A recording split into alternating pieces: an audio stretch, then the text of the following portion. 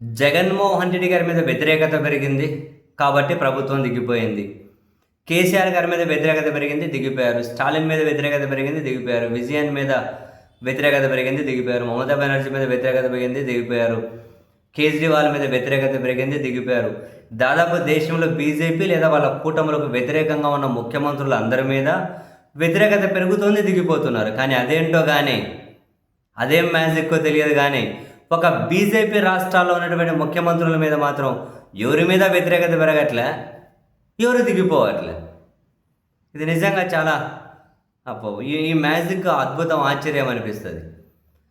అలా వ్యతిరేకత పెరగకుండా ఉండడానికి అద్భుతమైన పరిపాలన ఏమైనా చేస్తున్నారా అని అంటే గబ్బు పరిపాలన అని రోజు ఏదో గబ్బు బయటపడుతూ ఉంటుంది.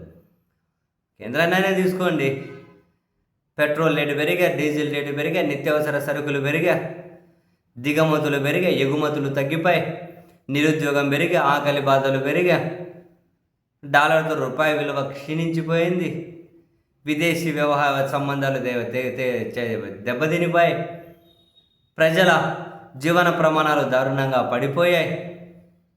ఏం జరిగింది? ఇంకా అవినీతి, అక్రమాలు, పరీక్ష పేపర్ల రద్దు, లీకులు యథేచ్ఛగా సాగుతూనే ఉన్నాయి.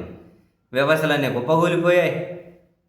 అసలు ఏ విషయంలో పాజిటివ్గా ఉందని అయినా కూడా ఇన్ని రోజులు వాళ్ళు ఏం చెబుతూ వచ్చిన వికసిత్ భారత్ వీళ్ళు చెప్పిన వికసిత్ భారత్ ఎక్కడి వరకు వచ్చింది? చివరికి ప్రధాని కూడా తన కాన్వాయ్లో వాహనాలు వాడుకోలేక సగానికి తగ్గించుకునే పరిస్థితికి వచ్చింది. ఇన్ని రోజులు శ్రీలంక, పాకిస్తాన్, బంగ్లాదేశ్ని చూసి మనం నవ్వుకున్నాం.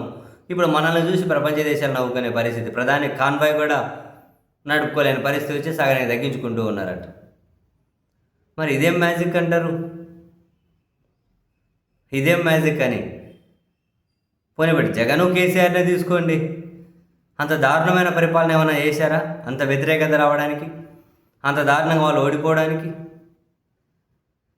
మరి ఇప్పుడు బీజేపీ వాళ్ళ కూటమిలో అధికారంలో ఉండడానికి వాళ్ళు ఏమన్నా అసలు ప్రపంచంలో భారత్ వెలిగిపోయే పాలన ఏమైనా చేస్తున్నారా?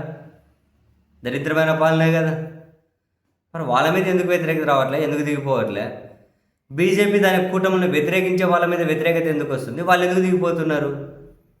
ఏ క్వశ్చన్ అర్థం కాని ప్రశ్న. కేవలం మతం రాజకీయమేనా, దేవుడి రాజకీయమా? అంతకు మించి ఇంకేదో ఉన్నట్లుంది. మరి ఆ మ్యాజిక్ ఏంటో బీజేపీగా వాళ్ళ కూటమిలకి తెలిసి ఉండాలి. బహుశా రహస్యాలు వాళ్ళు ఎప్పటికీ బయట పెట్టరు, లేకుంటే ఆ రహస్యాలు ఎప్పుడూ బయటకు రావేమో. ఆ రహస్యాలు మరొకరితో వాళ్ళు పంచుకునేటట్లేరు. నిజంగానే ఆశ్చర్యం అనిపిస్తుంది. ప్రస్తుతం దేశంలో పరిస్థితులు చూస్తే ఒక పరీక్ష కానీ సక్రమంగా నిర్వహించలేరు. నీట్ పరీక్ష సక్రమంగా నిర్వహించలేరు, కానీ దేశవ్యాప్తంగా ఇంకా దేశమంతా ఒకేసారి ఎన్నికలు పెట్టి ఎలగబెడతారంట ఈ మహానుభావులు.